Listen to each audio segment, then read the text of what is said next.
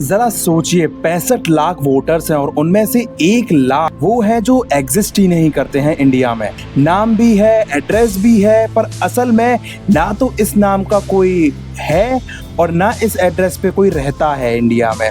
कोई भी इंसान ऐसा एग्जिस्ट ही नहीं करता है और ये खुलासा हुआ है राहुल गांधी के इलेक्शन कमीशन पर एटम बम गिराने के 24 घंटे बाद। लेकिन सवाल ये है कि क्या जो राहुल गांधी है और उनकी पार्टी है, क्या वो सच बोल रही है? चलिए सच जानते हैं। अब आप ये सोच रहे होंगे कि हम इतनी लेट वीडियो क्यों लेके आ रहे हैं, क्योंकि हमने तुरंत वीडियो इसलिए नहीं बनाया क्योंकि पॉलिटिक्स में बड़े बड़े दावे जो होते हैं अक्सर हवा में उड़ा दिए जाते हैं और झूठे भी बहुत ज्यादा होते हैं।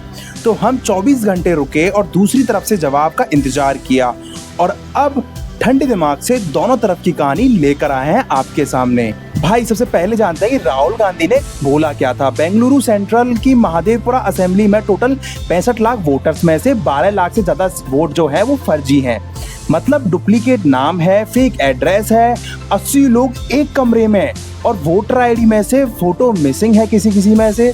70 साल का एक बुजुर्ग व्यक्ति है जिसे 18 साल का बना दिया गया है वोटर आईडी तक में। यहाँ तक कि हाउस नंबर 0 है, पिताजी का नाम भाई डिफॉल्ट है, किसी में DFG OGG ने क्या क्या डाल रखा है। अरे भाई अगर वोटर लिस्ट है ये या पासवर्ड जनरेटर है ये तो बता दो यार पहले मुझे। और भाई यहाँ पे नाम का ही कोई खेल नहीं है, यहाँ पे 409 एड्रेस ऐसे हैं जो है ही नहीं है। और सबसे ज्यादा हंसी वाली बात ये है कि 10,000 से ज्यादा वोट जो है वो एक ही एड्रेस से हैं। भाई राहुल गांधी का ये कहना है कि ये बस एक कंस्टिट्यूएंसी का डेटा है। अगर यही पैटर्न 25 सीटों पर हुआ तो 2024 का पूरा रिजल्ट फ्लिप हो जाएगा और हमारी सरकार बनेगी, क्योंकि कई सीटें जो है वो 33,000 वोटों से तय हुई है। यानी सवाल सीधा है, क्या 2024 फेक चुनाव था? क्या 2024 में लोगों के वोट काटे गए थे बीजेपी द्वारा? अब यहाँ देखते हैं कि इलेक्शन कमीशन का रिस्पॉन्स क्या आया जब राहुल गांधी ने ये एक्सपोज किया।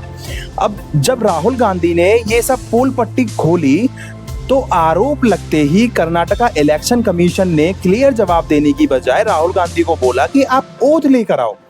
गाइज ओथ अगर जो नहीं जानता है वो मैं बता देता हूँ कि एक सिंपल भाषा में कि अगर आपको रिटर्न लिख के देना होगा कि ये गड़बड़ी हुई है, अगर ये नहीं पाई जाती है इलेक्शन कमीशन के उसमें दस्तावेजों में या फिर उस लिस्ट में, तो राहुल गांधी को 7 साल तक की जेल हो सकती है और उनका जो पॉलिटिक्स जो करियर है वो भी तबाह हो सकता है। और मजेदार बात तो यहाँ है कि भाई किसी ने बोला ही नहीं कि राहुल गांधी गलत है, बस बात घुमाई और रूल बुक फेंक दी। जो एक्सपर्ट्स कह रहे हैं यहाँ अप्लाई ही नहीं होती। भाई मैंने जब खुद फैक्ट चेक किया तो मैंने पाया कि आदित्य श्रीवास्तव नाम का एक वोटर लखनऊ में भी है, मुंबई में भी है, कर्नाटका में भी है, मतलब बहुत सी जगहों पे है।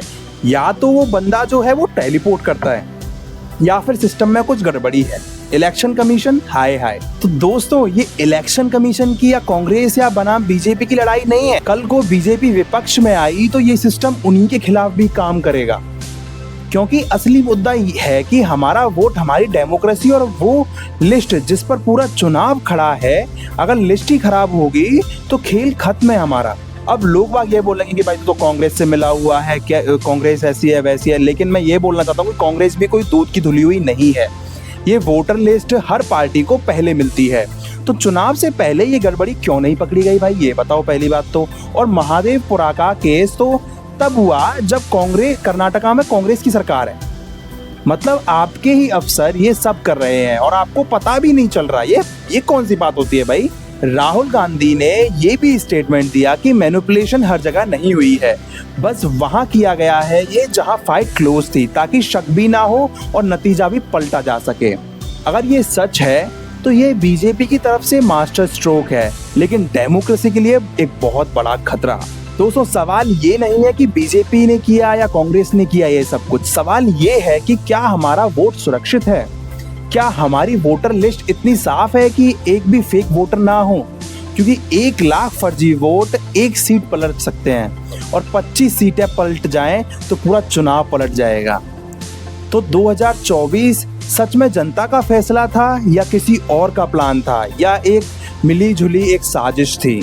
आपको क्या लगता है मुझे कमेंट बॉक्स में बताइए। क्या 2024 का जो चुनाव था क्या वो वाकई में एक फेक चुनाव था? कमेंट बॉक्स में ज़रूर बताइएगा।